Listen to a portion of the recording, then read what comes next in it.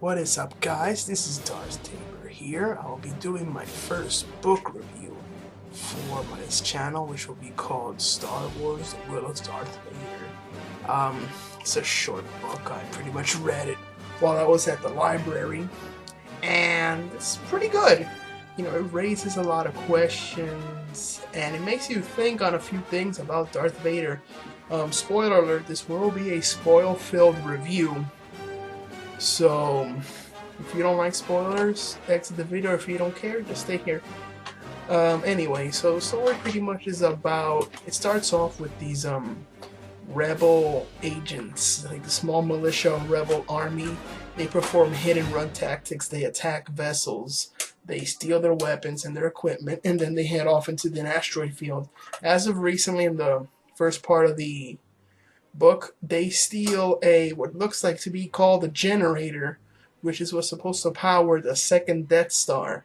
So yeah, this is pretty much in between episode 5 and 6. So they take that generator, which pretty much gives the main power to the Death Star, and they go into the asteroid field. However, they do happen to actually capture a ship that was about to actually enter into the asteroid field, and they pretty much pick up the agent, the captain, and he acts all like, you know, like an idiot at first. He's like, well, I don't know my rank, so I guess I'm the captain.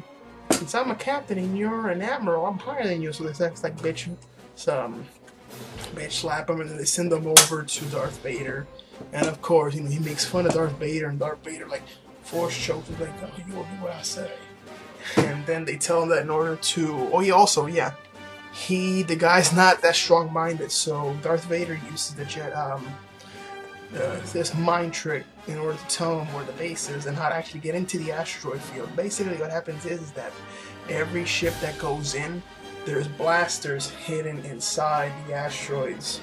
So any ships that go in without inputting the codes at the designated points within the asteroid fields, they get blasted away. The reason that's the way all the TIE fighters would get blasted away when they would get in. So, you know, they go in, and, you know, he inputs in the first codes, and the captain of the ship, which they're in, because Darth Vader goes with him because he doesn't trust him entirely, asks him why Darth Vader is doing this. And Darth Vader says that this is a command from Darth Sidious. And he says, oh, well, you know, so basically, you're like the errand boy. He says fetch, and you do whatever he says.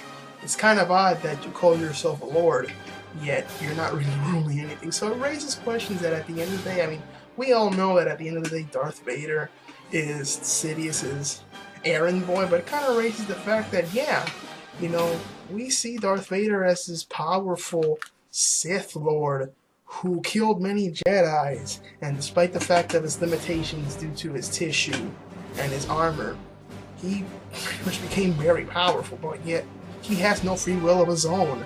And along the story, there's a story where the pilot remembers that when he was a kid, he had a toy soldier, and that toy soldier would go around and massacre armies and conquer planets, but at the end of the day, he realized that no matter how big the soldier was, he had no free will of his own. And when you hear that story of that toy soldier, it kind of reflects on Darth Vader's free will. So as they're getting into the asteroid belts, the captain actually forgets to input the codes at a certain amount of time, so the ship plus all the TIE fighters get hit. The TIE fighters actually get wiped out, while the ship then crashes into the nearby planet where the rebel militia are being held at.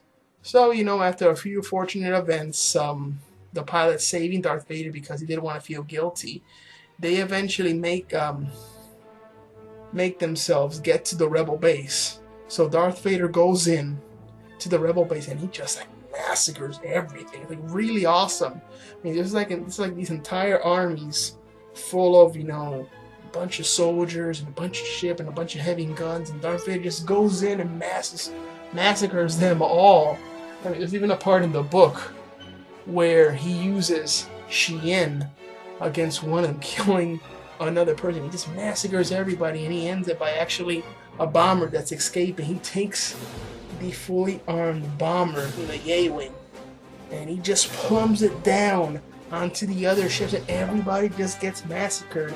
After that, he ends up going to the pilot who had been, you know, like busting his balls all day, and then he recollects to that story on his toy soldier and saying that, oh, you have no free will. You do whatever your master says. You're apparently the Lord, but you're not Lord of everything. And at the end of the day, as he's about to kill him and you think that Darth Vader kills him, he doesn't. He just leaves him there on that planet. And it ends with Darth Vader accepting another job from Darth Sidious to be as my master, like always. And I like the resolve of the book because it pretty much shows that Darth Vader does have free will of his own. He's not entirely Sidious's what you would call it, errand boy. It's just that, you know, at the moment he's pretty much just following Sidious's orders because he's superior Sith.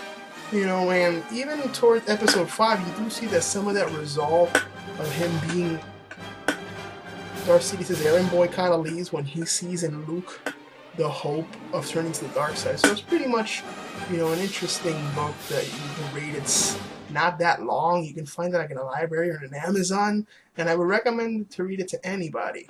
You know, it's one of those books that makes you read, or Star Wars books. Anyway, this is Nercoman.